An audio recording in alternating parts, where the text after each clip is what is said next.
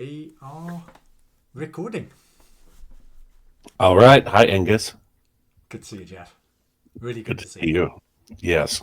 And thank you for getting this um, situated such that we can watch this video and analyze it or harmonize with it, I would say, in some ways also. Um, so what we're doing here is a kind of continuation of a project that we've engaged in before. And in that case, it was in relationship to the sort of worldview associated with natural science as it's being, I would say, beautifully stretched and pushed and paradigmatically reconfigured by folks like John Vervaeke and Zach Stein and Greg Enriquez and the whole meta modern movement. Mm. And we talked with Brendan Graham Dempsey once, which didn't had a little technical difficulty. It didn't only his and my audio came out. So, but in any case, this is a slightly different turn, and this one is more connected, I'd say, with the video that we did that got quite a few, quite a bit of attention for us, um, in relationship to the conversion of folks to Christianity.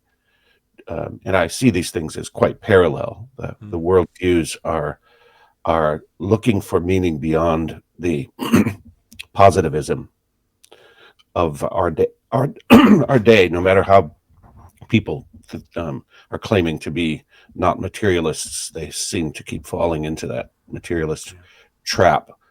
Um, um, but there's a striving, and the striving is symptomatic of a spiritual void that Paul speaks so beautifully about, and John speaks about within his crisis of meaning, and Zach in a fourfold crisis of capability and meaning and sense making and skill development or something like that.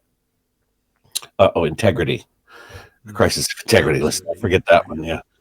Um, and so in the previous video that we did in relationship to conversion, it was sort of we sort of headlined with Jim Carrey, who converted, and Jordan Peterson, who's flirting with Christianity in meaningful ways. Um, uh, Huberman. and Huberman, and for me, close to my heart is Jordan Hall, who Mm. I think is who I think transcends some of the limitations in his um, genuine intimacy with the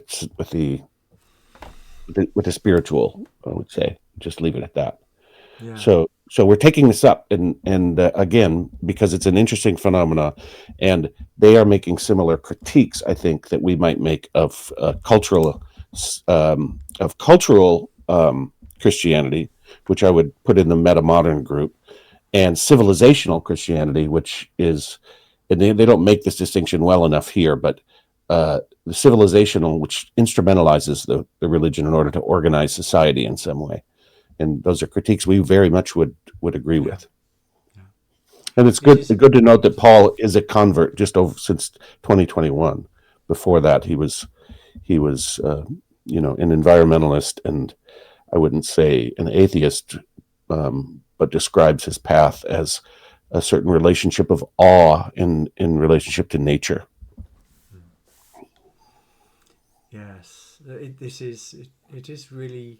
It is really interesting. This increasing acceptance and openness about people converting to Christianity. These high profile um, people, and we it's like with our anthroposophical spiritual science background, we experience a certain type of tension there because obviously it's like this that's bringing Christ into life is so central, and to see it, it's like playing out and it's like regaining some type of traction, it seems, in society, um, is so it initially on the surface it seems deeply positive. But then when we begin to like listen in more detail to how they are um, justifying this, it leaves, I don't know what a disappointed taste like. I don't know what a disappointed taste tastes like, but it's like when we're doing all that work about Viveki and Zach Stein and the others there that you referenced, they seem to be coming so close. They've got, the genuine searching for some type of truth, something that's going to be able to lead them beyond the impasse that they're unanimous about. There's something fundamentally broken here, but are not able to take that step that we've taken. And it seems so strange. It's sort of like, what is it that's like inhibiting them? Why is it so scary? And just before we go into to watch the first clip that you selected for us to talk about, like to refer to, there's an article by Kingsnorth which I'll post in the show notes. Well, he's really entertaining this idea of Ahriman, it's like in an interesting, open way. And then he makes this like very curious statement, and I'll just read it. He says, "I don't buy Steiner's theology. No Orthodox Christian could. But I'm intrigued by the picture he paints of this figure Ahriman, the spiritual personification of the age of the machine. And I wonder, if such a figure were indeed to manifest from some etheric realm today, how would he do it?" And I think one of the things that might come out of our conversation, sorry, I just laughed because the document just disappeared, but it's come back, is when he says, "I don't buy Steiner's theology, no Orthodox Christian could." That's where I'm in fundamental disagreement with him. I would argue that a serious Orthodox thinker would look at Steiner and realize we've got some extremely interesting material here that helps us go beyond the pitfalls of orthodoxy, where orthodoxy, and we'll give some specific examples, it's like as we work through the video, where it's orthodoxy like lets us down. It's like they use this word a paradox or koan in their conversation quite a few times. That's because in Hegelian terms you haven't found the synthesis, you haven't found the sublimation there. But there are ways of looking at these questions that seem so paradoxical from a Orthodox perspective. But a deeper understanding of the Orthodox perspective will actually allow you to. But that often means going back. It's like centuries or even more than a millennia to pick up those. It's like true Orthodox roots that are in there.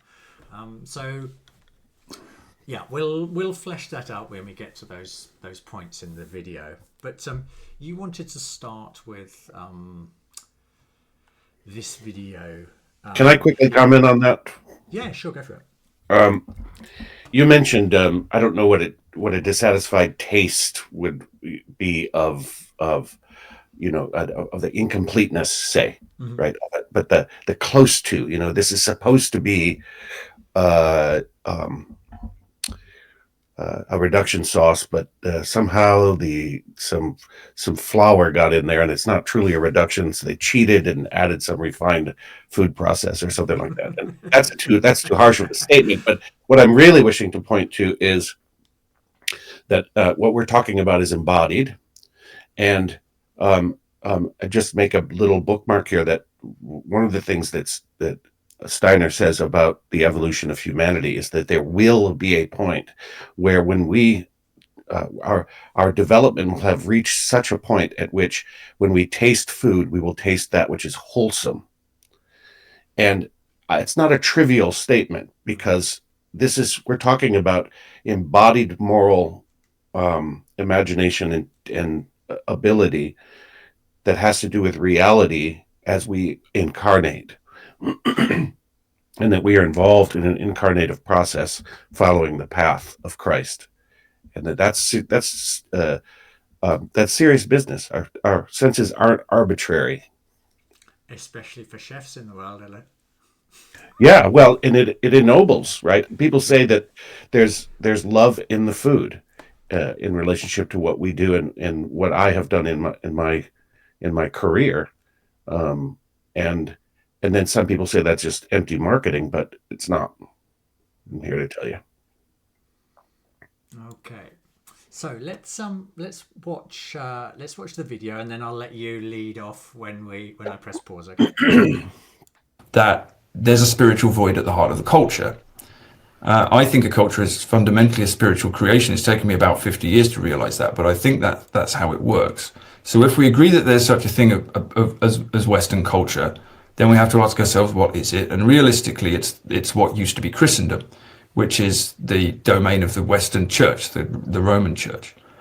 And so people then, from that conclusion, they leap to, from that observation, they leap to a conclusion, which is that if this used to be a Christian culture, then we need to revive Christianity to defend or promote or rejuvenate the culture. But they start in the wrong place. They start with the assumption that Christianity is some sort of tool, some sort of social or cultural tool, which we can use to defend the culture, fight the woke people, fight the Muslims, fight the Russians, the Chinese, whoever we want to fight, and get our culture back to some form that it used to be in or should be in the future. And I think it's dangerous because it's precisely the wrong way around. I think the Western culture is certainly a manifestation of Christianity. It absolutely was at the core of the culture. That's not the only thing that it comes from, but it's the spiritual core and has been for centuries.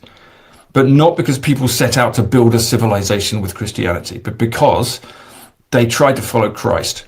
And around them grew a culture which then became a civilization, for better or for worse. And we can argue about whether it was good or bad. And I think that exactly the wrong thing is going on here. People are starting in the wrong place. They're saying, I want a certain type of civilization, so we should use the cross as a sword to build it. And the second thing I went on to say was... Did you want to have a little bit more? Is that... The second, Oh, you got mute. yeah, Okay. I was muted. Can you finish that second point he was going to make? Yeah, sorry. Yeah, I'll skip it back a few seconds. If we actually step back and look at the starting in the wrong place, they're saying, I want a certain type of civilization, so we should use the cross as a sword to build it. And the second thing I went on to say was, if we actually step back and look at the values of modern civilization, or indeed all civilization, if we want to be really controversial, can we actually say that they're Christian at all? Can we, really? If we look at, and one thing I did in the talk is I listed the seven. Okay. So, why did you pick that one? Well, for one thing, I thought it was emblematic of what his emblematic, first of all, of what his talk that he's referring to, that he did he was invited by First Things, is it called? It was an Erasmus lecture. Erasmus, the Erasmus series. Given a lecture there, for example, Yeah. as well. So. And but it really, I think, frames what the conversation is meant to achieve here. So I thought it was a very good introduction to this particular video and what Kingsnorth's mission seems to be. I do think that in this he conflates culture and civilization, and I think his desire is to actually discern between the two. Mm-hmm. And I that's a hard distinction to make. What is culture and what is civilization? And I think of culture, if I'm going to be seriously discernive about it, I think of it as all of that sphere of our society that conveys, discovers, educates, as relates to human well-being, something like that, and that civilization is, in his mind, civilization is the economy, basically, is what he's saying, or if at least in the Western world, it's the economy. So I think it's going to be very important as we progress here to delineate that which is spiritual, cultural, and that which is economic, and understand that the economic itself is even informed by those values. Right. But it's an interesting critique that he makes, right? That and he'll come to this later even more so, but that nowhere in our culture where the economy is dominant, our Christian values say represented by the seven virtues. In fact, present. In fact, that the whole project seems to inflame those into the seven deadly sins, converts them. And that's a really interesting way to think of things, because now we're talking about is there a being behind that? As you mentioned with his essay, he really lives into the idea of the Ahrimanic in that essay. He goes on to sort of do more than just propose it, but lives into it. I would say, not just pragmatically, but also not necessarily accepting the notion. So I think that he's on the right track there, as relates to the personification of the tendencies in our society, and I think that he is also he's on the right track, and potentially he could see the polarity of Tentors, for example, as a way to put it. There's something that you said there that reminded me when you were talking about how morality lives in a culture, or to the extent to which culture is moral and civilization. And I was thinking about the way in which Aristotle divides up morality is like at three levels. He talks about the morality of the individual, so like the forces or the virtues are like powers. They're substances that's like transform how we act in our life. Okay, so it's an individual level. Those are called ethics. But then his second group, or sort of second investigation of morals, is like within the family life, and then that becomes actually called economia. It's like in Aristotelian terms. I can't even say that. Which means house management. Exactly. So like management of like the small group, the family. And interestingly, in the Book of Revelation, when Babylon is something there. Somebody talking in the background. And then the final one is politica, which is about like government, the form of government, that also in government, that isn't an embodiment of the morality that lives there. So he looks at it in three levels.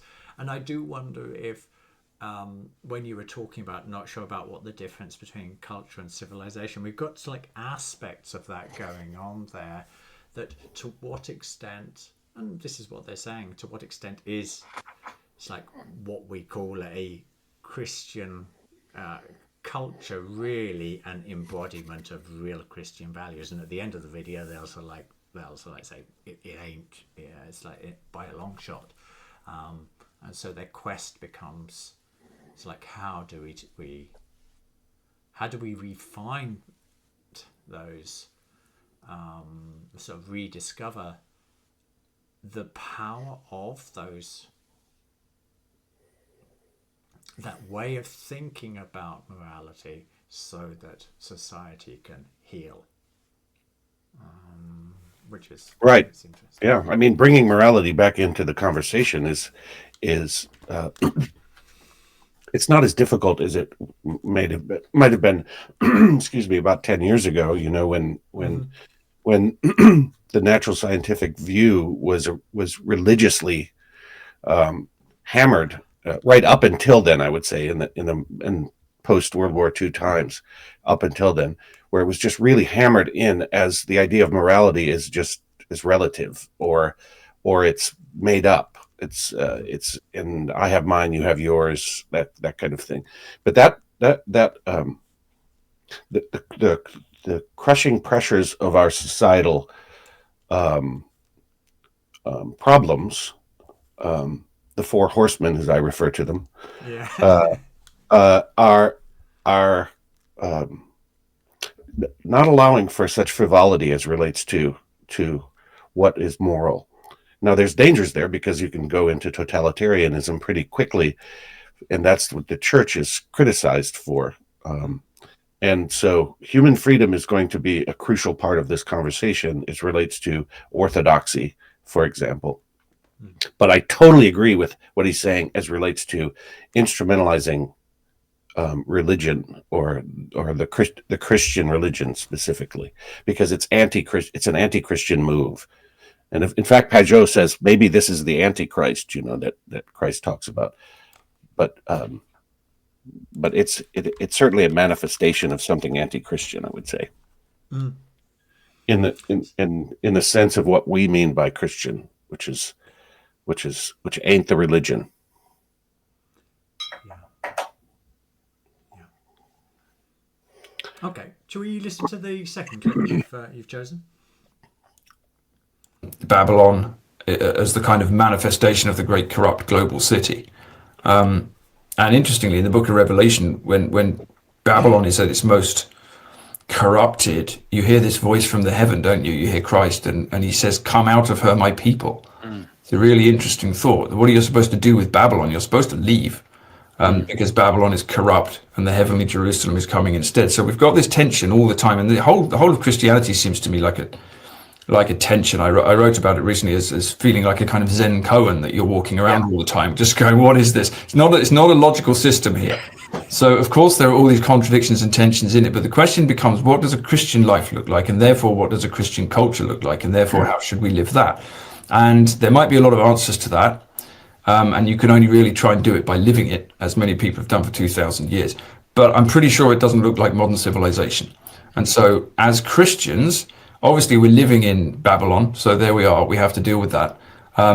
But if we start saying that the values of Babylon are actually really Christian values and we have to defend them, that's where we're in trouble. So the question for me seems to be, and I am stumbling around here because this is, I'm not a theologian or a saint or a bishop. I'm somebody trying to work this out as I go along. The question seems to be not how shall we defend all the glorious values of modernity and wealth creation and profit. And interestingly, the people who talk like this seem to me often to be defending Enlightenment values, actually. They're defending liberalism and democracy and civil and capitalism and wealth creation. And these may or may not be good things. I'm not saying they're bad things, but they're not fundamentally Christian things. And they're not anti-Christian either necessarily, but they're very modern values. So what are we doing? Are we trying to live as Christians and in a Christian culture? And what would that look like? And how different would it look like from the thing that we are doing here? And I think if we confuse the values of modern capitalist progressive modernity with the gospel, I think we're in a real state, because they don't seem to bear any resemblance to each other. Yeah. No, I think I agree with you. That was as far as you wanted to go, wasn't it, on that one? I think so. Yeah. Yeah. I don't remember exactly. Yeah. So something new comes up here for me as relates to this section. I think I picked it for the Babylon reference and the duality and the apparent paradox of what it is to be a Christian. I don't really remember what his point was there, because he doesn't make it there. He just says it. It's like we're walking around in a koan. Yeah. But what really comes to my mind here is his deference to authority is that which is Christian. The bishop, the theologian, the Gospels as just the Bible as we know it, right? In the reference to to me, this is a very intellectual move that suggests that there are people who have intellectual knowledge greater than he, and that the Bible itself is a greater intellectual composition that can tell you how to live. And I I I I think that there's something missing in that, like the wholesomeness that we were talking about. That this is where this dependency on authority is going to me, results in more of the same. Because if you think about the way the modern world that he in modernity, which he makes a critique of here, and rightly so, that people are trying to just put Christianity on top of modernity. It's as if what he's trying to do is reconfigure back into a pre-modern time, and that's one of the critiques that some of the metamodernists have about Christianity as a whole, as a real, as something that's supposed to be real, because it lacks historical integrity or whatever factualities don't line up for their interpretation. And so this is I'm sort of meandering about here because this is occurring to me in a different way. But yeah, I think that's what I would say about this at this point. I like what you're saying there, because you're helping me find my way back into my own thinking when I was listening to this. They talk quite a bit about the beast and the whore, and I discovered that whore doesn't exist on YouTube. It's like on all transcripts they just write it out. That's quite interesting in itself. It's trivia. There's a part of me that I hear his humility there, and I think it's good. It's important to be recognize that some of these things are beyond our station, and perhaps expert or more knowledgeable people's opinions is valid there. And so it's nice to see somebody genuinely battling with these complex questions, and so that's refreshing there. And this bit that you were saying about authority is really interesting, because let's put it like this: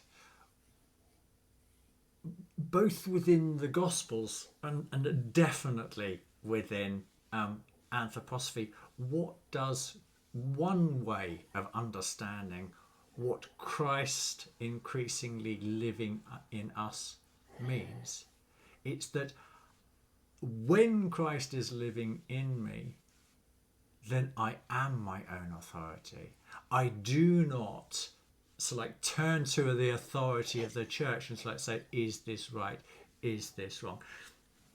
And I can hear all the people saying how problematic that is, and I understand that perspective, but it is one of the tendencies that I note when I listen to people who have more orthodox views. It's this bowing down to authority rather than.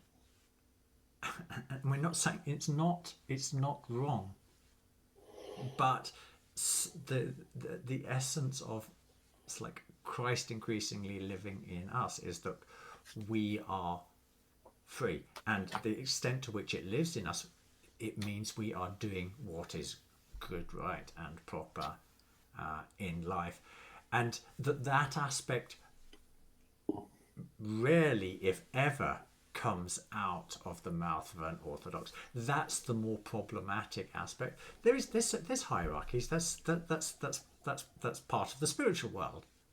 So it's not like we're not trying to negate the aspect of authority, but I think trying to point out that a central message of Christ is that it's the relationship between you and God.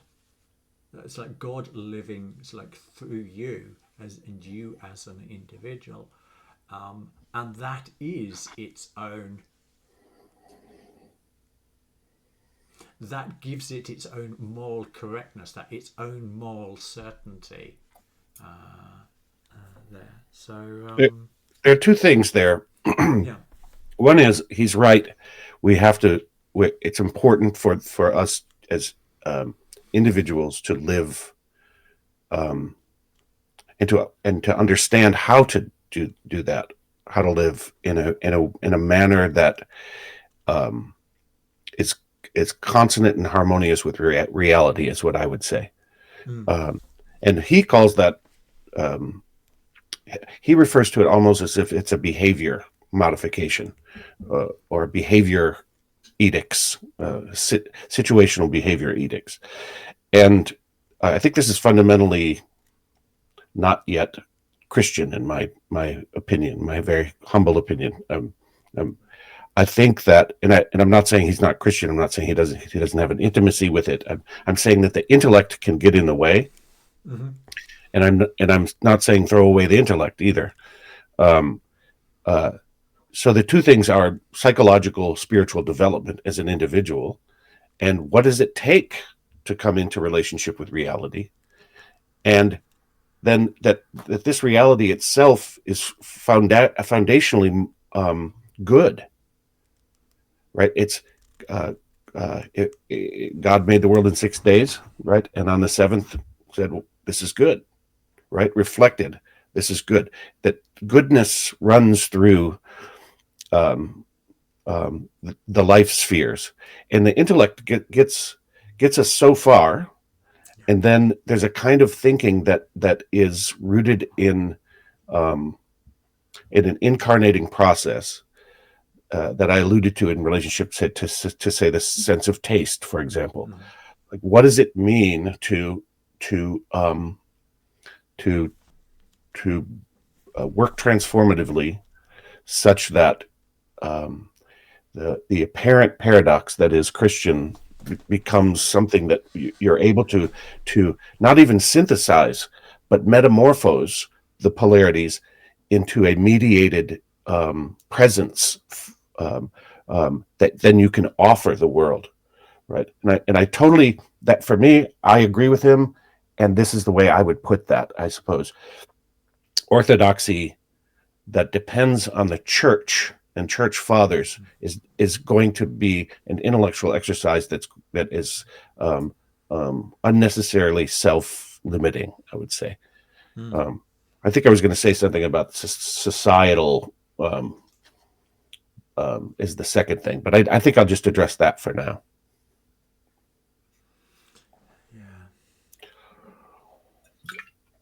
I don't want to sound like, a navel-gazing spiritual, development person, and that this is what we hang our hat on. There's an evolution of consciousness going on here, and we create, as he says early on, the culture is created out of the spiritual. Okay, so what does that mean, right? What is the spiritual world? What is the spiritual hierarchy you referred to? What is its role in shaping our humanity and our human our human constructs, our human creations, say, and is there a through line that gave rise to the necessity of Christ's deed? And I believe there is, and I think that an esoteric orthodoxy is what's called for here. In other words, that the Orthodox Church holds a place for that which it also condemned. Right? When Augustine condemns Origen as a heretic, the Church itself condemned part of its own heritage, which was a through line of the mystery schools, in the way the mystery schools talk about. They don't talk about it. They're guides, ritualistic and methodological guides to finding the thread of your own karma and reincarnation.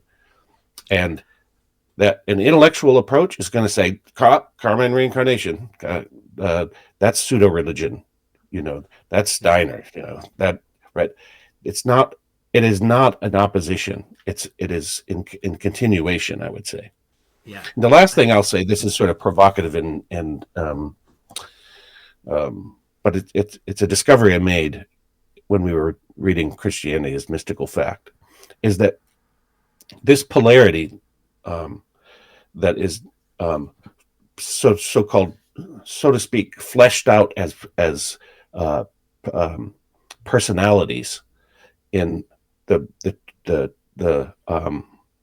forces of temptation, say, in our world, was because of Christ's entry into the world. It's meant to be wrestled with, and only seeing one side, and not seeing the whore and the beast, right? That these are two different figures, and they're two different influences, and they're personified for a reason, right? Reason is maybe the wrong word, but they're personified for as a reality, because it's the personification of what it is to be a human being that mediates between the two. And that's why Christ was a person and incarnated into the flesh, right? And that's why Christ lives now as the Lord of Karma.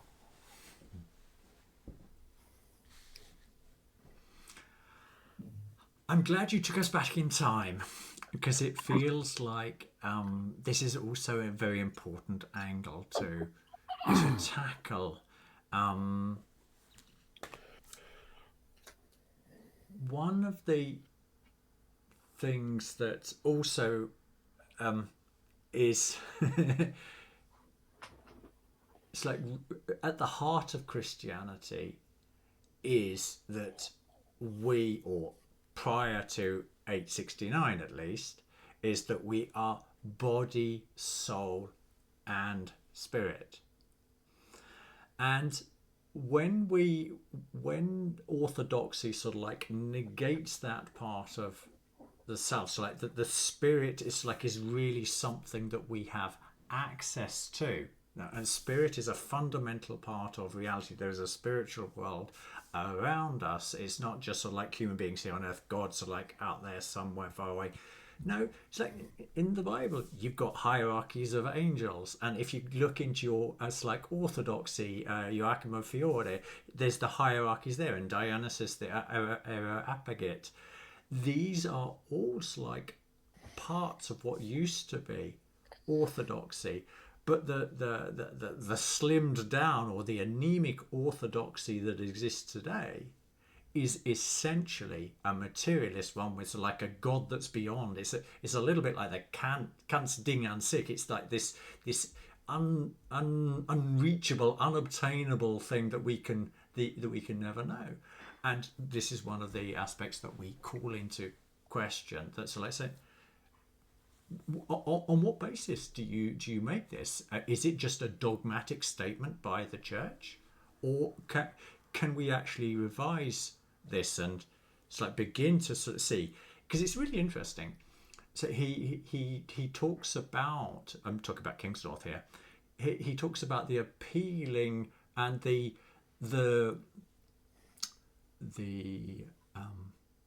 in a certain way, it's like satisfying picture of Ahriman that's given, in the sense that it sort of like helps us make sense of what is going on in the world. But he can't see that as a fruit of a different type of thinking. It has to be denigrated to pseudo-religion.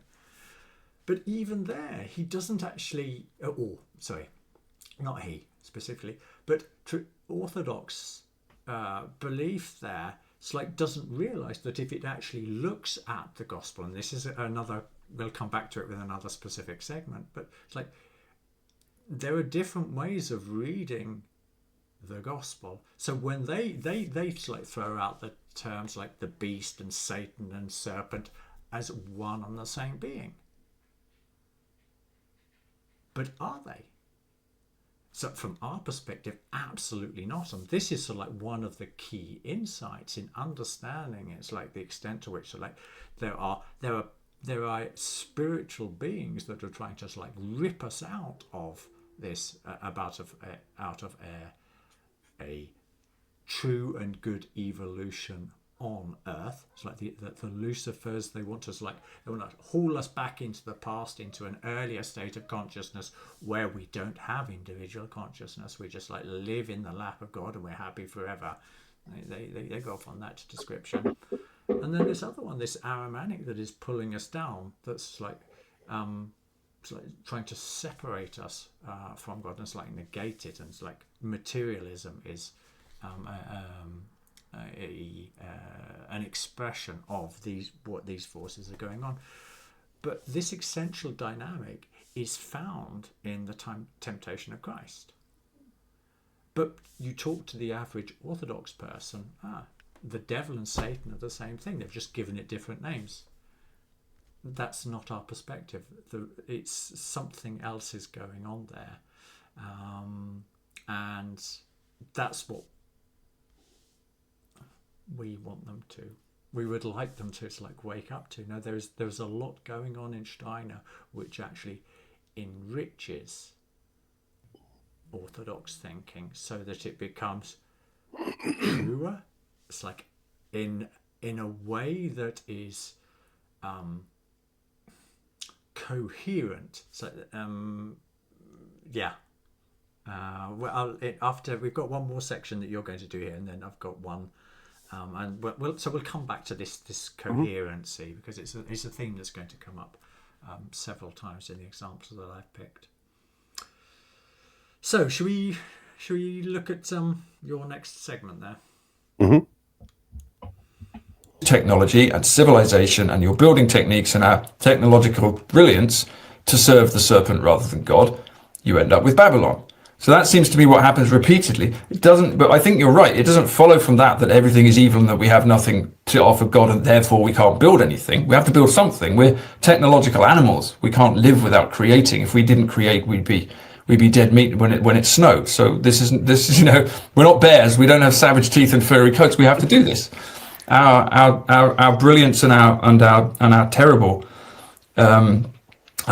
nature as well is in technology. So if you build technology to serve the serpent, which means that effectively we are trying to be as gods, because that's the offer, then you end up with AI, like you said, right? And AI is us trying to create gods and effectively trying to turn ourselves, as the transhumanists want, into immortal beings who will live on other planets, colonize the universe, and effectively literally be gods. I mean, these people in Silicon Valley are quite happy to say this openly.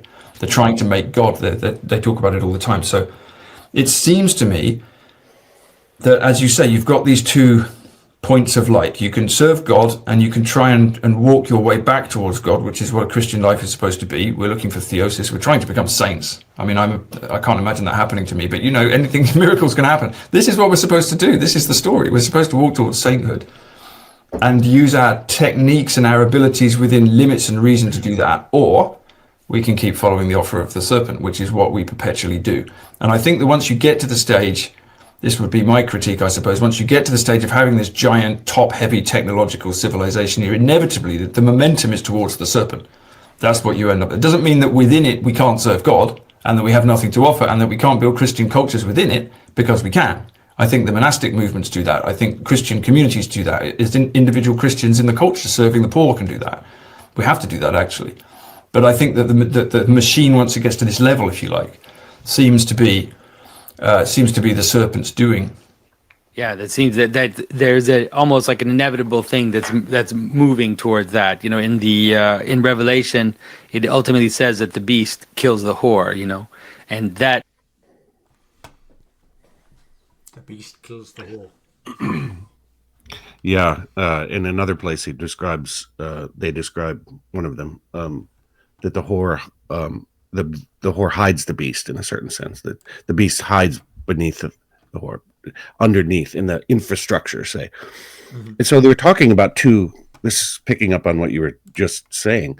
We're talking about two different forces at work in the world, personified as Lucifer and Ahriman. And what we would refer to Ahriman is not the technological as an entity, but the temptation to turn stone into bread, mm-hmm. right? Which we do through agriculture, in a certain sense, right? We take the mineralic and other elements of the soil, and we make food out of it. But this is the bread of life, right? That we're talking about. This is the flesh that we eat. This is the embodied experience of knowing what is healthy and what is not healthy, and understanding that the moral components have to do with health, have to do with well-being, not intellectual judgments about what's right and wrong or good and evil. We're all a mixed bag of good and evil. If you're thinking about it in terms of good as that which is harmonic with the whole, with creation, and as he says here, we're going to create, we're going to transform the world that we live in, and it's only one step to say the way in which we do that in a creative way that is part of the whole is to be able to incorporate the Luciferic temptation toward monastic development, say that the kingdom of heaven brought to earth by you as a person or you as a group of Christians, and the beast is looking to eat that, right? It's looking for us to become that, such that the spiritual connection with our spiritual heritage through Michaelic forces allows us to be present in the integration of that which is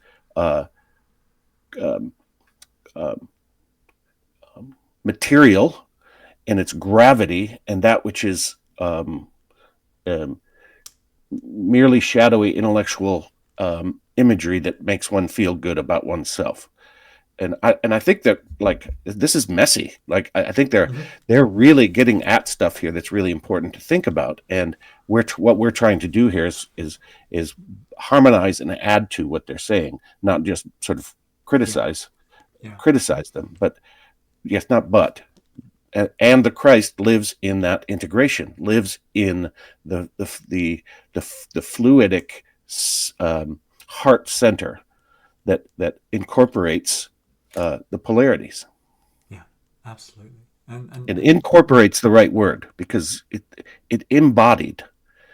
We're meant to become embodied in the world, in our as part of the goodness that we've fallen from, so to speak. I think one of the most powerful images that comes to mind as you're describing that is, obviously you got the three crosses on Calvary, on the hill of Golgotha, and when we think it's just a tension between Christ and devil, whore, Satan, whatever you want to call it, you're turning it into a duality, and so like it becomes just a rejection of that.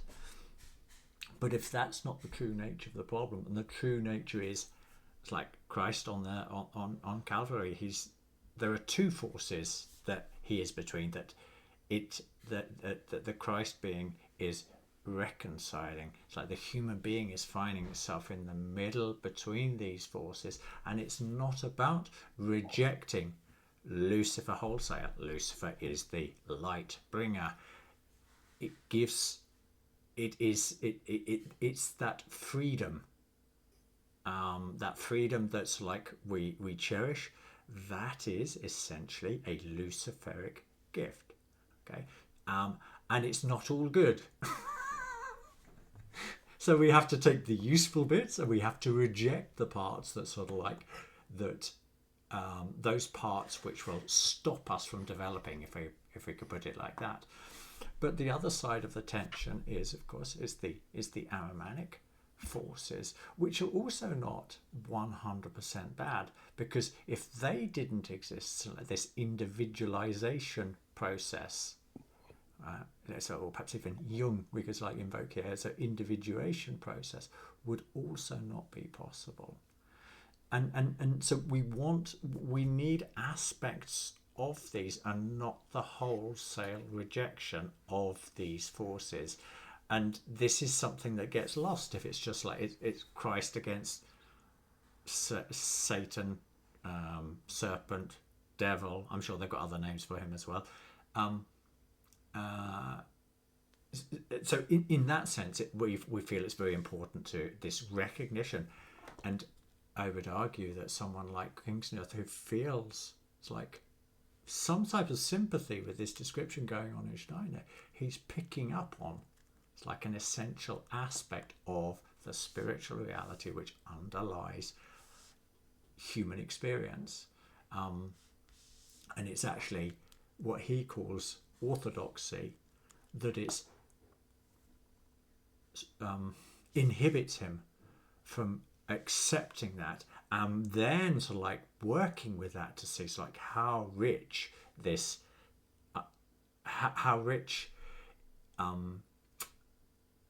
this description of like Christ as the balancing force between these two powers actually works as the human being.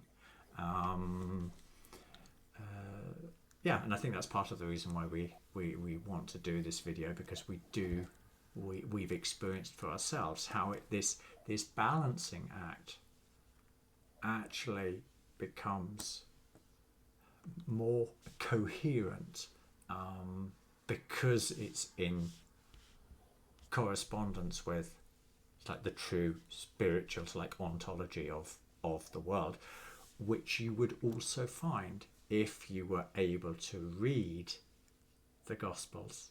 It's like when they're written, and we'll come back to that point again in a little bit. Crucial. Yeah. The word crucial comes to my mind. Not only is it the way, but it is, and not only is it a crisis, right? These words all have to do with the cross. Mm-hmm. It's the cross that we bear and the responsibility that we have to recognize what the Christ's mission is, not was, but is, and that has to do with us finding an intimacy with that being that dwells within us. In our very life processes, dwells within us in the human heart, the spiritual organ of the human heart, which is not just a physiological reality, but is a physiological reality that is also a spiritual process of integration of that which is higher, that which is lower, right? That which is material and that which is spiritual. It's a one thing that modernity has done is rejected the self. And so here we have Ahriman, dominant in transhumanism, right? Mm-hmm. Dominantly influencing transhumanism, because we've abandoned that which would stand between these two forces.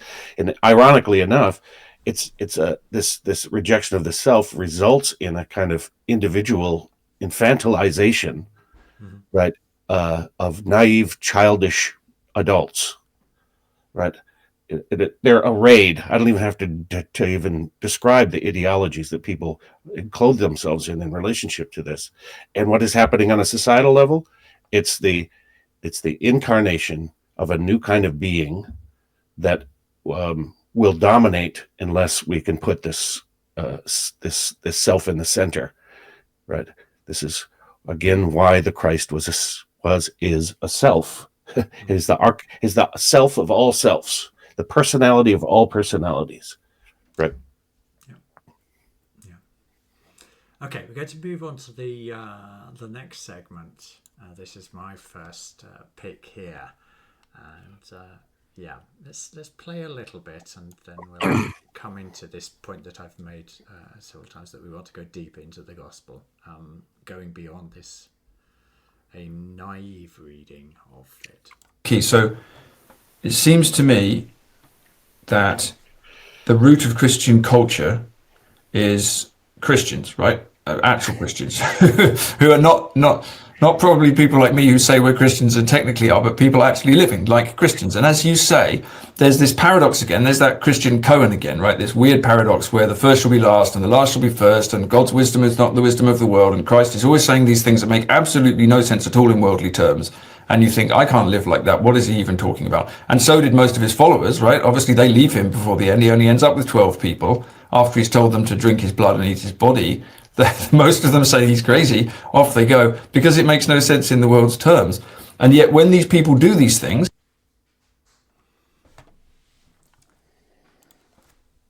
it makes no sense in the world's terms.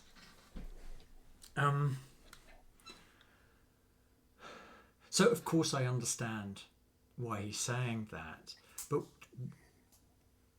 what's really important is, does it make sense in like orthodox terms? Can I, if I'm an orthodox, like fully embrace what is being said there? And here we come to the power of spiritual science, because in Christianity, Christ is depicted, correctly so, as the saviour of the world. It's like prophesied for 1,000 years, so like in the Old Testament, that it would come, the Messiah would come, and he came. And this is the truth that you'll find in Orthodoxy and you'll find in anthroposophy. So yeah, that's a given. But Christ also like united himself with the earth at that time, at the crucifixion. It's like when Christ was like descended into the earth, he actually united himself with the earth and humanity. It was as we say in anthroposophy, it was like a turning point in time. It was the most important turning point in time for the whole of human and earth evolution. And when you begin to accept that idea that a spirit that previously did not live within the earth, it's like starts to have the earth as its body, then a sentence like eat my flesh and drink my blood, every act of eating and drinking for a Christian then becomes a fulfillment of this statement. So the idea that it's a paradox or the idea that it's crazy doesn't even enter into you. It becomes a statement of the fact. It's like the other one, and now I can't remember the exact quote, but you tread me under your heel or something like that, the exact quote from the Bible. Again, this type of statement becomes fully comprehensible once we really take literally what the Bible, what the Gospels are telling us, that Christ united himself. And it's so strange that in Orthodoxy, that the concreteness of the Spirit, the reality of the Spirit, is treated like it ain't a reality.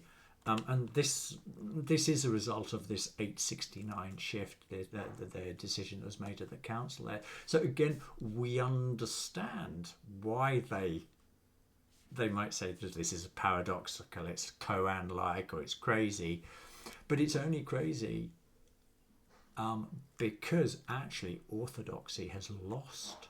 It's like the tradition, that's like the deep roots of tradition that were there in the early fathers that they talk about on occasion. And he references the mystics. It's like the importance of the mystics and St. Anthony. They were living in that spirit. Living in that spirit of thinking, I mean here, that Christ united itself with the earth. And that was visible, that was experienceable for people for the first 3-4 centuries after the resurrection, as an experience.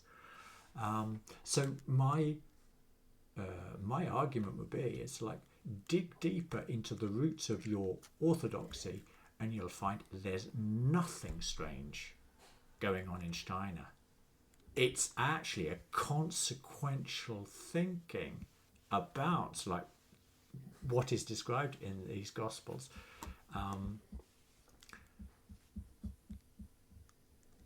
It's I'll leave it there. Yeah.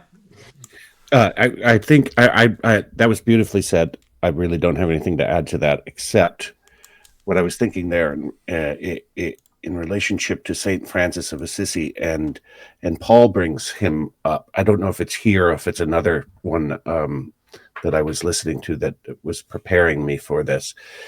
And in exactly right, in an exactly right spirit, he describes the garden and getting back to the garden, so to speak. It Right? is in this one as That well. yeah. And this is a this is this is what we're talking about. That it's explainable what what Saint Francis was experiencing because of the state of soul he was able to self-engender. Right? It's not something that visited him. It was a method and practice that allowed him to get to the point at which he was able to communicate with species at the level of species. And this is something I've said before. We are a human species as a whole, and we are a species as individuating beings. And this is another message of the mission of Christ, because the mission of Christ united itself with the mission of humanity as a whole and as individuating species. You've just introduced something very important for me there. That if you look at the crisis that was going on, it's like in the Catholic Church at that time, you've got St. Francis of Assisi. I'm trying to remember the name. Bonaventura is another one. These are people that one way of understanding their impact on Christianity is that it saved it from itself. That it was becoming so corrupt. They hadn't got around to selling indulgences at this stage. It was still earlier than that, but it had lost its moral authority because of all the corruption that was involved there. So you had these people, because it's like the richness, and they do have a little bit about this here. Is about the golden doors or something like that, but the church itself had become so opulent, so obsessed with its grand palaces and all of these things. In a way, it's similar to what they're saying here about modern civilization. There's no Christianity left in the Catholic Church of the 12th, 13th century, and these two guys especially. And obviously everything around it. You've got Thomas of Aquinas, just coming in a little bit later. And these are incredibly important in reinvigorating this corrupt institution there that had lost its spiritual moorings. And I would argue that's what the church needs today. I would also argue that people like Steiner are those type of people that are providing the impulse that needs to wake up the church. I mean, there is so much life in this waking up to the spiritual world, and that's in tune with a modern way of thinking about the world, that's in tune with the individual in relationship to authority, that's in tune to this freedom question that's so essential for a modern human being. So yeah, this is, and I mean, perhaps you could even argue that people like Kingsnorth are these voices out there, so like saying that I want to be an Orthodox, but at the same time it's not cutting it, and then I have to turn to someone like Steiner, who creates this, who uses this concept of Ahriman that seems to capture, it's like the essence of what I'm living through. And but if I look at Orthodoxy, where is it? Where is it? And so the image of the beast and the whore, that comes close, but it doesn't come anywhere near as close as the detailed descriptions that Steiner gives about how Ahriman works in society and in the individual human being as a real spiritual force. But it takes time for people to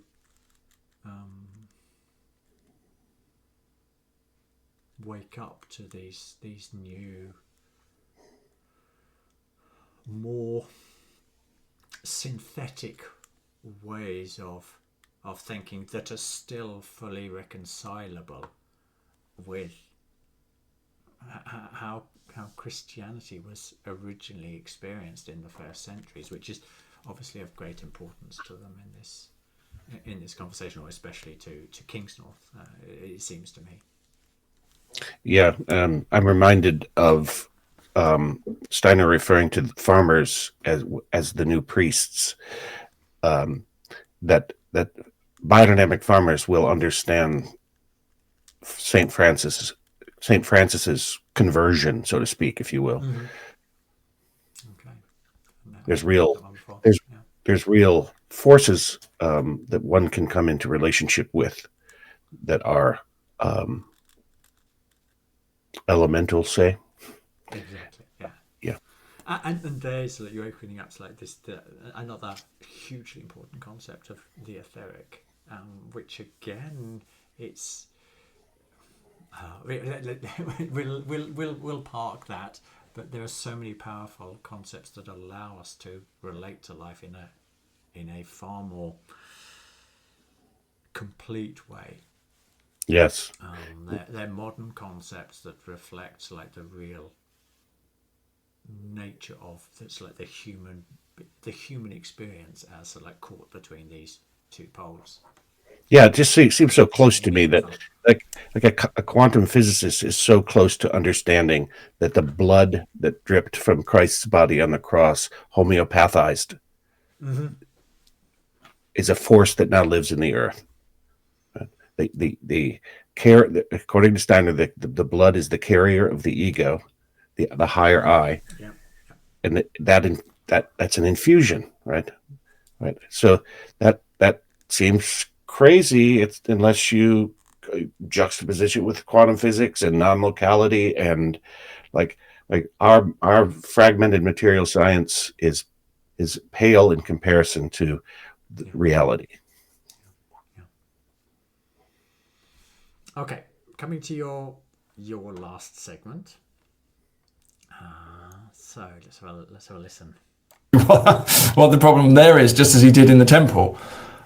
So it's always that fine line. Like I said, I don't think you can live in this world without building, and you have to build to the glory of God. And because I'm Orthodox, and this is why I became Orthodox, one reason, I think we need the church, we need the structures, we need the teaching, we need the tradition. Otherwise, we get the kind of craziness of 10,000 Protestant sects a minute popping up in America because no one can agree on what the Bible means, And so I believe in that, but it's like I think you need always this self-correcting mechanism all the time, and that's what I think the monastics often are at their best. The monastics and the hermits and the poor Christians who are trying to live a simple life, always they're correcting the emperor. The emperor needs them, otherwise he's just another emperor.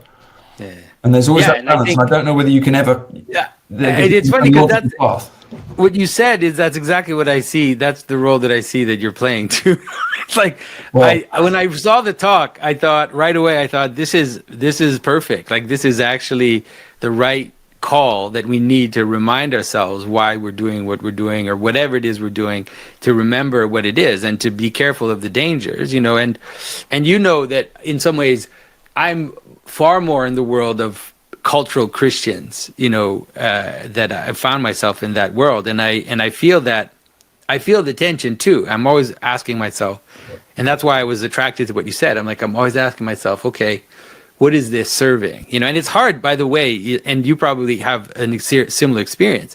You make these videos, you get attention, you get likes, you get people supporting what you're doing, and so it's like the temptation is right there all the time, constantly. Build your brand. So, Build your brand. exactly.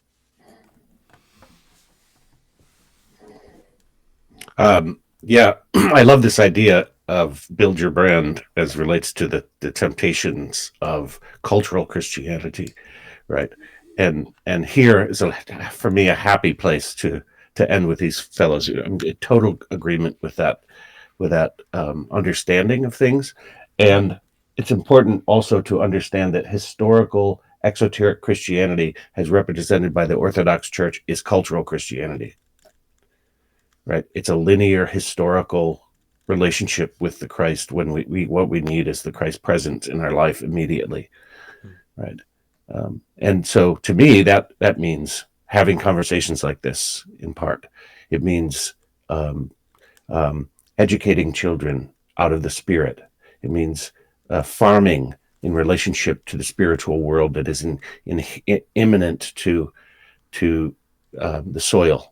And the life, the species of plants, and the relationship between the earth as a cosmic entity in relationship to the cosmos. It's all like there for the juicy, ripe richness of existence. Yeah, I do like it's true what they're saying. We need tradition. Absolutely, it's like it is that there is a healthy core, but we can't just live on tradition. We need concepts. We need understandings that also allow us to live in this model world in a way that is reconcilable with some the deep truths of Christianity. So, and I mean, his criticism is fair there. He says the 10,000 Protestant churches, and we need to counterbalance them. And I would say we need to counterbalance this tendency to look back as if the past was where it was all happening. And of course, the single most important impulse in human evolution did happen 2,000 years ago. But this isn't a static, this is an event that is evolving as well. That as this impulse, as the Christ impulse, lives more and more into the human beings, it transforms human beings and it transforms society. And we have to transform. We have to transform with it. It is the agency of transformation. It's the agency of what we call evolution. When we can incorporate Darwinian evolution into this picture because there's an intimacy with the agency of that evolution. This reconciles the natural scientific project with the religious project that is the current dichotomy we're living inside of. I think one thing that would convince me of a genuine attempt to reconcile, let's say, Orthodox Christianity with a modern life would be a serious treatment of the phenomena of near-death experiences. It's something that is so real for so many people, and finding something that is reconcilable with the individual experiences. How does that fit in the framework of Christianity? This is real phenomenology that's going on here. And if the best that the church can do is to shrug its shoulders, then it's not satisfying anymore. And with anthroposophy, we don't have to shrug our shoulders. In actual fact, we can fully embrace those events as experiences, for individual experiences of the fact that there is an immortal part of us that is present in the body. And some people have had these deeply traumatic experiences where they experience that as a reality. I am spirit, just like it used to say pre-869, and I can experience it. I don't need a priest to tell me this. And I think there are many more fields in which they could do it, but near-death experience is one of those like more interesting ones, because there is so much research into this area. I'm not saying that it's not without its problems, but a church worth its salt, which is supposedly sort of like talks about spiritual truths, would have something substantial, I believe, to say about this phenomena.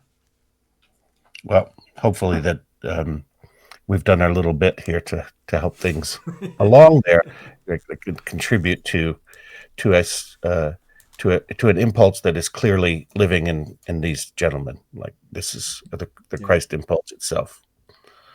I need to move along if I want to not have to resurrect my marriage, because we're heading to the educational institution that was inspired by Rudolf Steiner and educates the spiritual in the child. I'm going to give. How much longer have you got? Like a minute. Okay, we'll wrap up there, and yeah. Okay. Yeah, I'm sorry. I know maybe we can tack on that ending that we did last time, and somehow, right, the great appreciation that we showed. Yeah, that's a good idea. Yeah. I don't know. I don't know how to do it, so we'd rely on it. Okay. But I do have to go. You need to go. Okay. Thank you, Angus, so much for this. It's fantastic. Cheers, Jeff. Bye. Bye-bye.